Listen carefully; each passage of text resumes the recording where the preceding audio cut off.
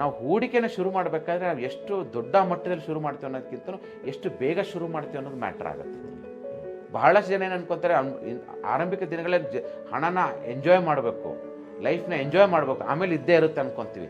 But ಹಣ ಹೇಳುತ್ತೆ ನೀವು ಬೇಗ ನನ್ನನ್ನು ನೋಡಿಕೊಂಡ್ರೆ ಮುಂದಿನ ದಿನಗಳೇ ನಾನು ನಿಮ್ಮನ್ನು ನೋಡ್ಕೊಳ್ಳುತ್ತೆ ಅಂತ ಹೇಳುತ್ತೆ. ಹಾಗಾಗಿ ವೆಲ್ತ್ ಕ್ರಿಯೇಷನ್ಗೆ ಬೇಕಾಗಿರೋದು starting early is more important than the later ಸ್ಟೇಜಲ್ಲಿ ಜಾಸ್ತಿ ಹಣನ ಹೂಡಿಕೆ ಮಾಡೋದಕ್ಕೆ. ಅಂದರೆ ಒಂದು ರೀತಿಯಲ್ಲಿ ನೀವು ಹೇಳಿದ ಇಲ್ಲಿವರೆಗಿನ ಮಾತು ಏನು ಹೇಳ್ತಾ ಇದೆ ಅಂತಂದರೆ, ಹಣವನ್ನು ವ್ಯಾಮೋಹದಿಂದ ನೋಡೋದಕ್ಕಿಂತ ಹಣವನ್ನು ಗೌರವದಿಂದ ವಿಶ್ವಾಸದಿಂದ ಪ್ರೀತಿಯಿಂದ ಅದನ್ನು ನೋಡಿಕೊಂಡು ಅದನ್ನು ಸರಿಯಾಗಿ ಇಡಬೇಕಾದ ಜಾಗದಲ್ಲಿ ಇಟ್ಟರೆ ಬಹುಶಃ ಅದು ನಮ್ಮ ಆಪತ್ಕಾಲಕ್ಕೆ ಸರಿಯಾಗಿ ಒದಗ್ತದೆ. ಖಂಡಿತವಾಗ್ಲೂ ಹಾಗೆ ಇದೆ.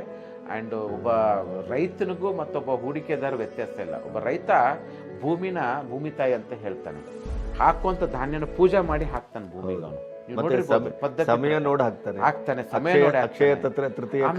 ಹಾಕ್ತಾನೆ. ಆಮೇಲೆ ಅದಕ್ಕೆ ಬೇಕಾಗಿರುವಂತ ಒಂದು ಪಾಲನೆ ಮಾಡ್ತಾನೆ. ಅದನ್ನ ಬೆಳಿಬೇಕಾದ್ರೆ ಅದು ಬೆಳೆದಾದ್ಮೇಲೆ ಅದನ್ನ ರಾಶಿ ಮಾಡ್ಕೊಂಡು ಹಾರ್ವೆಸ್ಟ್ ಮಾಡ್ಕೊಂಡಾಗ ಅದು ಇಡೀ ಒಂದು ಇನ್ನೂ ಫ್ಯಾಮಿಲಿಗೆ ಅದು ಆಹಾರವಾಗಿ ಅಥವಾ ಇನ್ನೇನೋ ರೀತಿಯಲ್ಲಿ ಅವನಿಗೆ ಒಂದು ಜೀವನ ನಡೆಸೋಕ್ಕಾಗುತ್ತೆ. ಹಾಗೆ ಹಣನು ಆರಂಭಿಕ ದಿನಗಳಲ್ಲಿ ಹಣನ ಗೌರವದಿಂದ ರೆಸ್ಪೆಕ್ಟ್ಫುಲ್ ಆಗಿ ಅದನ್ನು ನೋಡಿಕೊಂಡು ಒಂದು ಒಳ್ಳೆಯ ರೀತಿಯಲ್ಲಿ ಅದನ್ನು ನಾವು ಹೂಡಿಕೆ ಮಾಡೋದಾದರೆ ಮುಂದಿನ ದಿನಗಳಲ್ಲಿ ಅದು ನಮ್ಮನ್ನು ನೋಡ್ಕೊಳ್ಳುವಂಥ ಒಂದು ಇಂಪಾರ್ಟೆಂಟ್ ಎನರ್ಜಿಯಾಗಿ ಬೆಳೀತದೆ.